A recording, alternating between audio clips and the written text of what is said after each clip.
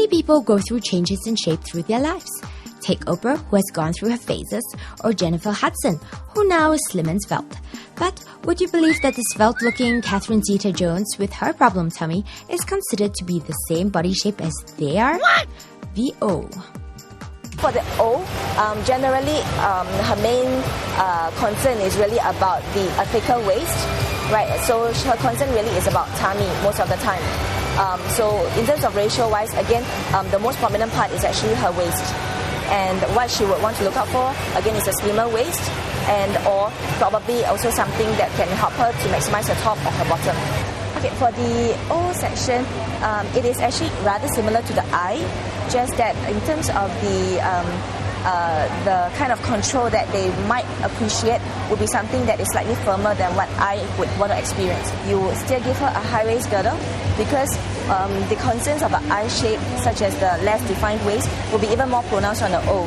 For some of the bigger O's, she might also require a long leg girdle because she might be of a slightly chunkier or bigger hips and thighs as well. Even for the bras as well, we are recommending some of these more of what we call the butterfly shape.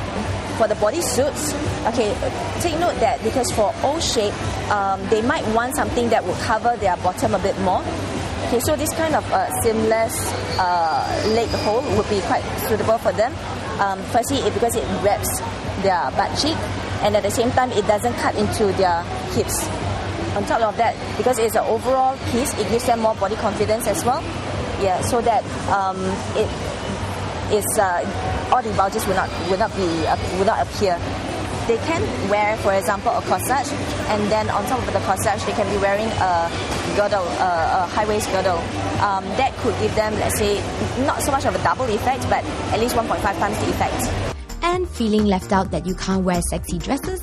Not true. I think even for a small O, I think they can try to attempt this look as well. She should probably just wear with a belt, with a thick belt here, so it will sort of give you a smaller waist, okay? And if you are O shape, right, always try to put accessories, okay, like heavy earrings or necklaces. So try to take away all the attention away from your waist and below. Try to put on nice makeup, do your hair nicely, so people will tend to just look at your face and not concentrate on your waist. Okay.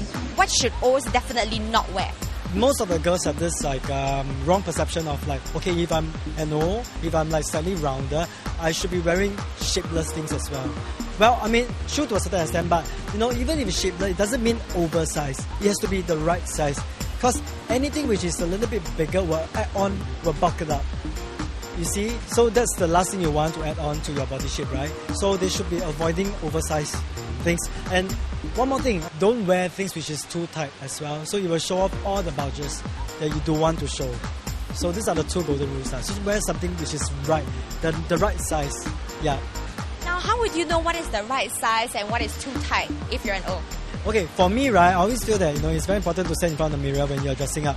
Okay, if you cannot breathe, if you're wearing something which is really tight and you can't breathe in it, obviously it's too tight for you, right? And you can look at the mirror, have a very clear, long mirror, standing mirror, and under a very good lighting condition. So you look at yourself, the front view, side view, back view, and you can see all the bulges. So if it's really too obvious, then you shouldn't be wearing that. It's probably too tight. And say for example, if you're wearing an oversized dress, or you think that the size probably will be a little bit more oversized, you can just sort of pinch it a little and take a look. Does it really help if you pinch it a little? So if it does, that's not your size. You should wear something smaller, one size smaller. So you pinch it a little to see, if I look better, if it's tighter. Very good tip. So now you know, if you're big, don't necessarily buy bigger to make you look smaller, if you get our drift. Well, at least now we know how to choose the right size. But what about getting dressed for one of the most common and iconic body types, the pear-shaped A's? Don't fret, because your tips are coming right up.